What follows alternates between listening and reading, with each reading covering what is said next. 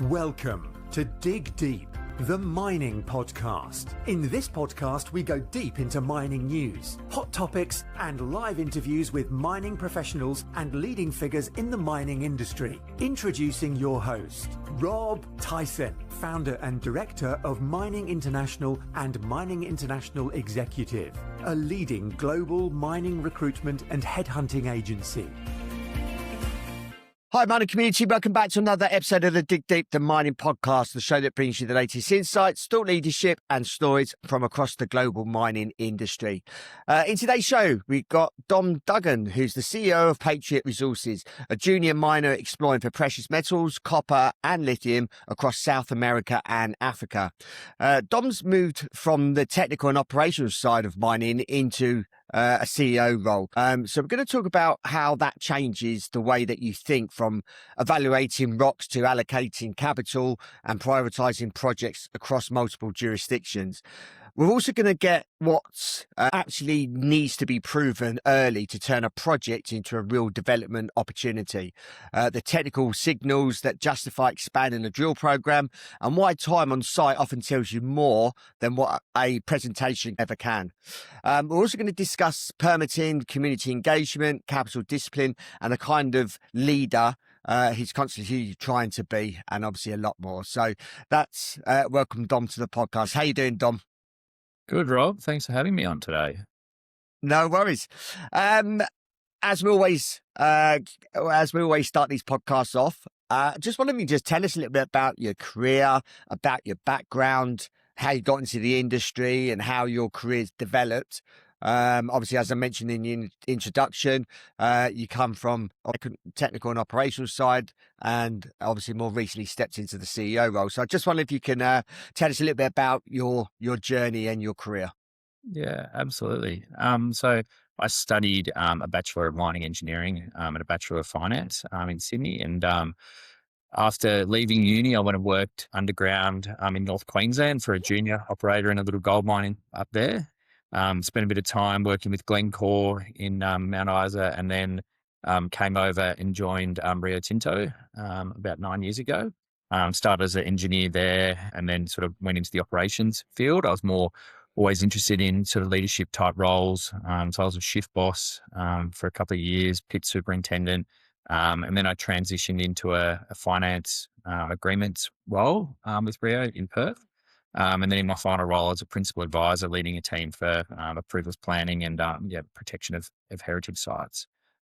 So a little bit diverse, probably not the typical mining engineer type role, but yeah, sort of seen a few things over a number of years and lots to learn coming into this role, which has been great. I've already spent a bit of time over in Zambia, and we're heading over to Peru. So throughout my career, I've always loved being on site. So particularly when I started, as a 19-year-old dribbler's off-sider, just loved being underground with the team, and likewise on site. When I was a junior engineer and shift boss, I used to spend nights and days in the pit talking to operators, driving around, and just being out and about. So yeah, really looking forward to carrying that forward and having a look at the sites firsthand. Yeah. So just wondering if you can just give us a snapshot of Patriot Resources. Yeah, so Patriots recently acquired a project in Peru and delivered the maiden resource for that silver gold project. So it's called Tassa. It's in southern Peru, and it's 31 million ounces silver equivalent at a pretty high grade of 52 grams a tonne, all at surface. And we acquired that off Bear Creek as an American company. So, published a maiden resource for that. We're heading over. The team has spent time there in January. And it's a really exciting project from our perspective. A lot of diamond drilling occurred there in the mid 2000s, and some really, really promising results. We've got some really high grade silver results close to surface. Sort of grading up to about 200 grams a tonne. And then we've also got a number of holes that ended in quite good mineralisation as well. So we think a pretty limited initial infill program and extension program. We should see some pretty good upgrades to the resource as we sort of connect a couple of the zones together. So yeah, that's the flagship asset, I suppose, that we're working on it to progress. And then we've got two other projects. So we've got some copper assets in the exploration stage in Zambia.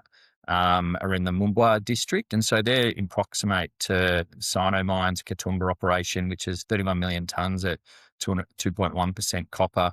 We've had a large land holding there for a couple of years now, and we're sort of early stage. We've done a lot of trenching work, mapping. We've identified a number of targets, and the standout at the moment is this target called B1, where we're seeing some quite extensive copper mineralisation at surface through the oxides, but also some encouraging early sulfide presence throughout that at surface. We've got a small presence in Zambia. We've got a little team there, so it's quite a cost-effective way for us to do a big program of work there with a lot of upside, particularly being close to Sinomine, and we've got an existing relationship there, and they're doing wonderful things. They're building a refinery, a smelter, big solar array that they've got going on, and they've started production, or they've started developing the pits there. So great to spend time with the team there, looking at their operation. And then finally, we've got a lithium project in Canada called the Gorman Project. It's in Ontario. It's a little bit on the back burner for us at the moment, where we've had some encouraging results there at about 3.5% lithium from trenches and rock chip samples on the surface. But for us, it's quite close to frontier lithium, which is in a pretty advanced stage, working towards a DFS for their 31 million tonne lithium resource there that they're building a conversion facility in a JV with Mitsubishi. Look, we're always looking at the portfolio and how to best optimize and to allocate capital, but certainly for us, it's focused on Peru. It's the nearer to getting development and production ready as we look to grow that resource further this year. As I mentioned, obviously in the introduction, and as you've obviously alluded to, that you obviously you've been an engineer, and obviously been on site, and your career's transitioned to being the CEO now, with obviously responsibility across multiple countries and projects. What's one way your thinking has changed since making that shift? Either something you now see differently, or something that you had to sort of let go of? Yeah, it's certainly something that I think about every day is, how do I let go of the detail and just trust, the team and the people to solve problems collectively together. Um, I tend to try and operate at a little bit of a higher level, but where and when do I need to get involved in the right things? Because you can't be everywhere at all times. But certainly trying to allocate time to focus on Peru. That's a really exciting site trip coming up. We're taking some brokers over, and our technical team as well, as we look to scale that up. A lot of focus is going in on that at the moment, and dropping away where not needing to focus as much on the lithium and the copper that sort of ticks away in the background. Yeah, it's sort of trying to stay across everything, but also know that where to prioritize time. I suppose it's having that balance between managing and overseeing the people and the projects, as well as obviously doing your own work.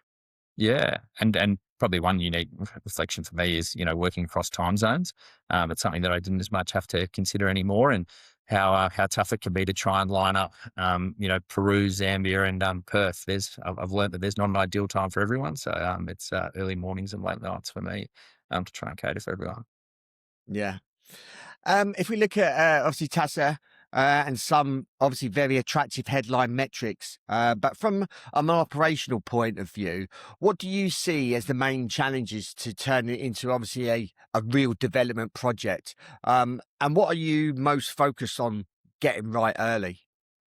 Yeah, I think for getting right early, it certainly evolves around the community aspect and the permitting process. So we're fortunate that there's been a relationship there for a number of years with the local community, but it's certainly something that we're looking to build on and get right from the outset.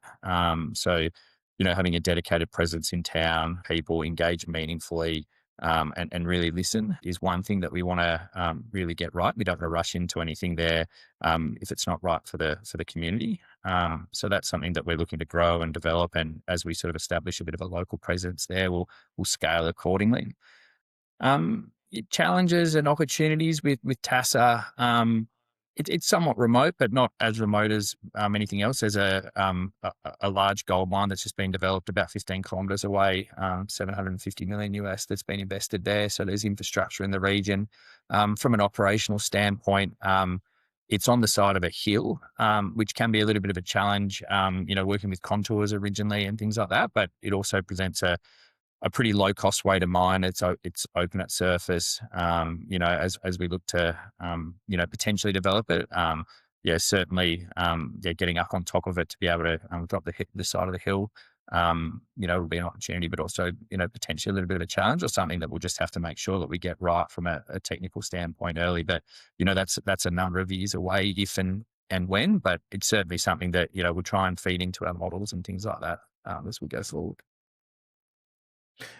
If we look at, obviously, Kitumba in Zambia, you're seeing scale, alteration and geophysics obviously all lining up, which is encouraging when you are looking at a system like this.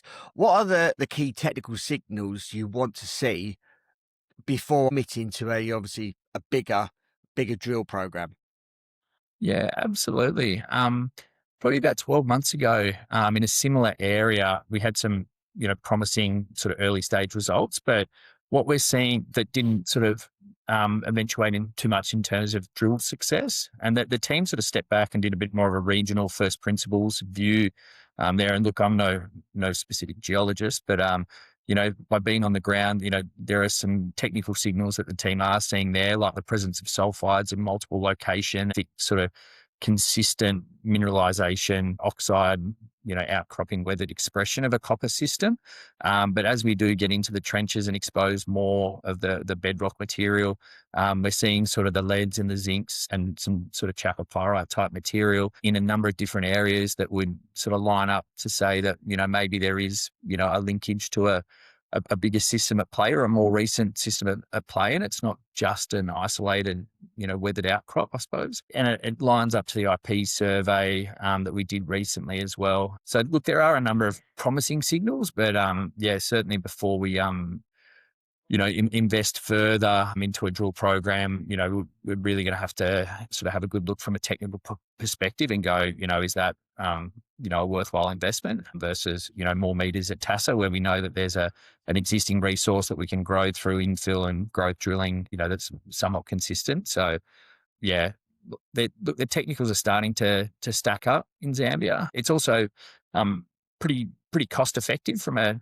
drilling and getting work done perspective there. We can do some pretty small RC programs that'll tell us fairly quickly, whether or not it extends at depth, which is something that we probably will consider and see what's our minimum viable product for sort of further exploration there. Yeah, so, a number of different standpoints in terms of copper. And there's the team have mapped, a number of other targets, still very early stage, but it's a very prospective area for copper that's probably a little bit historically underexplored. BHP did a fair bit of work there in the 90s looking for gold, but, copper wasn't their focus from what I understand. And then Sinomine, after their discovery, I think it's like an iron ore, copper gold type deposit. That's brought a bit of interest back into the area. And we were fortunate that we had the largest land holding, or one of the largest land holdings in the region. I know you obviously like being on site and on the ground, but when you are, what are you paying attention to that doesn't always come through in maybe reports or presentations that you present to investors or at conferences? Yeah, I sort of look at the quality of the work that the teams are doing and how the work area is set up.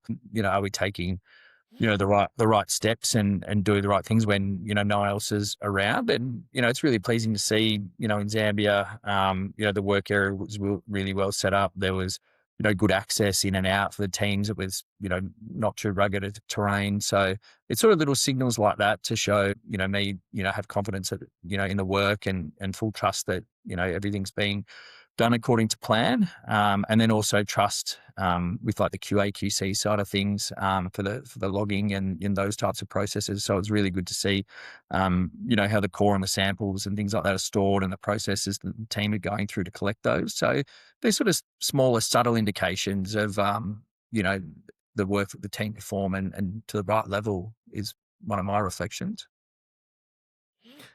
And obviously, as you mentioned in the introduction, you've worked for large organisations and obviously now working for a junior explorer. In your experience, where do companies most often, I suppose, misjudge permitting or community engagement?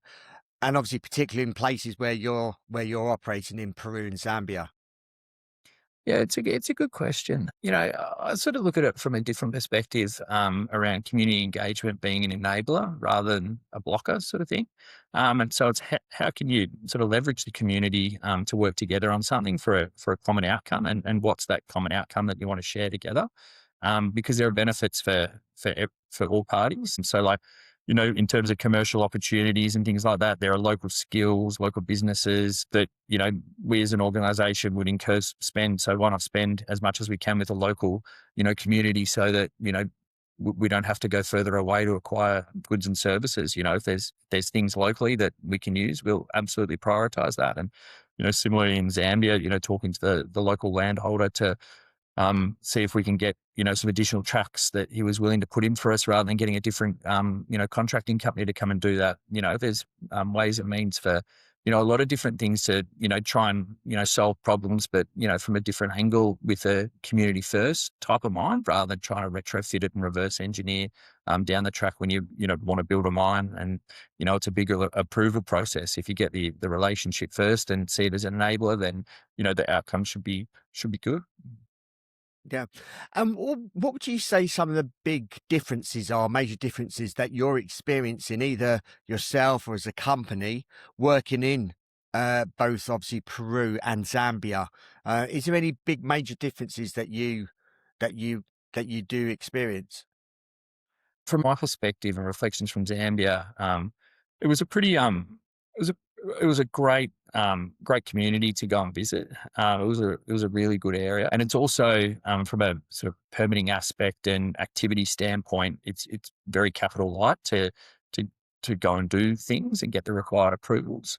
Peru similarly, we're working through that at the moment. It's a different type of it's probably a slightly more advanced or complex, regulatory environment, but it's not too different to Australia. And so it's just sort of managing the different types of requirements and what each of the various economies and legislations, value. For Peru, there's a lot of restraint around water and community engagement and things like that. Whereas, Zambia, a little bit less so on the waterfront, but still very much around environmental protection and landholder use and things like that. So sort of a little bit different, but similar in many regards. If market conditions tighten and you had to be obviously more disciplined with capital, how would you think about prioritising projects across your portfolio? And I suppose what factors matter most in obviously the decisions that you make? Yeah, absolutely. It's a good question. Fortunately, we've got exposure across, a number of different commodities. So we're slightly, we're probably better protected from, single commodity, single asset type companies because we've got the silver, gold, the copper, and then the lithium. From our perspective, Tassa being, more advanced and scalable, and a lot more closer on the development pathway than Kitumba and Gorman. That's certainly something that we're looking to develop and progress ourselves because we can really see the value upside in that. And I think that's a pretty logical conclusion that we've got an existing resource that we delivered, and so how do we scale and grow that? And then how do we look for maybe other ways to monetize or work on projects differently? We think there's fairly logical conclusions being, quite close to, some advanced projects and advanced developers in the other jurisdictions. So, how do we, share assets and work together with, friendly parties is probably my reflection, with also, maintaining a bit of exposure there to, ensure that, we do have, the upside opportunity, as things are progressed further, but, from a capital perspective, there might be opportunities to look at how we do things a little bit differently, with the other assets. On a obviously more personal note, having seen a range of obviously leadership styles, obviously an experience, I suppose, a number of leadership styles in the roles that you've been in, what sort of CEO are you consciously trying to be? And I suppose more importantly, what sort of CEO are you trying not to be? Yeah, it's an interesting one. As much as possible, authentic and genuine. Although I know that it's easier to say that than, actually do it. And, maybe a lot of people say it, but, um, you know, time will tell. I certainly want to, live the experience and, spend as much time with the teams and in the assets as possible, because I feel like, if you don't have a really good fundamental understanding of, the asset, the operation, the technical landscape, that can be a little bit of a challenge. But also, for me is getting out, and trying to meet as much as possible with the investor community, looking for, relationships and things like that, and how do we partner with people, and work together. What am I not trying to be? Incredibly detail orientated and, with a fixed view. I think sometimes, companies, potentially sort of look at things from a, blinkers on, type aspect. So, how do we, every now and again, take stock, pause, confirm is this the right strategy? Is this the right decision? Do we need to pivot? But still, retaining a core long-term focus for what we need to deliver.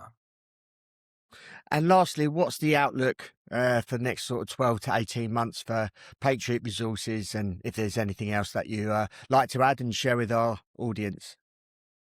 The next 12 months for us, is very Peru focused. So like I said, I'll be heading over with Hugh, our chairman, and Eugene, our chief geologist, and looking at, how do we work with the community there to progress. And then also similarly to the model that we've got set up in Zambia is to try and, scale a local team, there on the ground, to have local geology and technical team in on site in the village, and then also a little bit of a presence potentially in Arequipa, which is the major centre. So yeah, looking to scale that, and then sort of how do we also expedite some of the work that we're doing? So around the testing, sampling, mapping, and things like that, while we work to refine our drill program, that we're planning a phase 1 program around mid this year. So that'll be a lot of the focus. Kitumba for the next 12 months, that'll be there, but it won't have as much of a focus. We'll continue to, do sort of small scale capital light type work there. It's got good upside. And like I said, we've got a team, in a house in Mumba. And so, for us, it's, how do we sort of do as much as possible, without, spending huge amounts, there. And then, we'll continue to assess as, the results come in and, if and when, we do things there. And then, similarly to Gorman, that'll tick away in the background, without, a huge amount of focus. We're very pleased to see that Frontier Lithium secured all their First Nations approvals, to progress their deposits, and their projects. So, yeah, like I said, lithium seems to be coming back in focus again. It's good upswing in the commodity price for spodumene and the lithium market. So, look, we might sort of continue to evaluate, what happens there with lithium in the long term. So not a huge focus for the next 12 months for us, but we'll look at the entire portfolio and work out what makes sense for Patriot. And Tassa, we know, is a key part of that. The silver price is being really well supported. We certainly share a long-term view around, a new price sort of equilibrium or floor, if you call it, away from the historical sort of lows where it used to hang out for a long time. We see, strong structural demand, for industrial uses of silver, and it's a great deposit. So yeah, we'll look to leverage that and grow the resource, hopefully. Dominic, really appreciate your time. Thank you for sharing your journey, telling us about Patriot Resources, tell us obviously about your projects in Peru and Zambia and Canada, and obviously good luck for the next sort of 6 to 12 months ahead for the remainder of the year. If our audience wants to follow the story, if they want to reach out to you, if they've got any questions, how can they go about doing that, and what social media platform channels are you on? So yeah, probably the best way is Patriot Resources on LinkedIn or on Twitter. Otherwise, my email address, more than welcome anyone to reach out, is dduggan@patriotresources.com.au. Yep, great. We'll include those in the show notes for easy access, so people can reach out to you if they've got any questions, and obviously follow the story. So thank you again. Good luck for the rest of the year, and hopefully you can come on later on the year and give us an update. Awesome. Thanks so much, Rob. Thanks for having me. No worries. Thank you for listening. Hope you enjoyed that episode. As always, appreciate your continued support. And please keep sharing these episodes far and wide. Obviously, precious metals, silver and gold, are in the news at the moment. So those that are not in the mining industry may be curious as to what precious metals are. So all of these episodes really should be shared to people, not just within our mining industry, but people outside of our mining industry. So really appreciate your continued support. Please keep sharing these episodes far and wide. And until next time, happy mining. Thank you for listening. Remember to reach out to Rob via the show notes and be sure to subscribe and leave a review. Until next time, happy mining, helping each other to improve the mining industry.